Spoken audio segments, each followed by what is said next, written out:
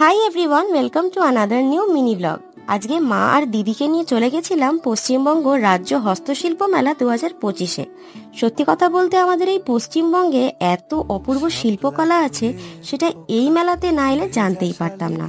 তোমরা যারা কলকাতাতে থাকো তাদের বলবো, পারলে একবার অবশ্যই ঘুরে এসো, তোমাদের খুবই ভালো লাগবে।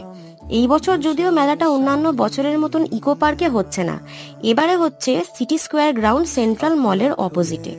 খুব সাধারণ কিছু জিনিস দিয়ে কি অসাধারণ জিনিস তৈরি করছে শিল্পীরা, তা দেখলে তোমরা অবাকই হবে।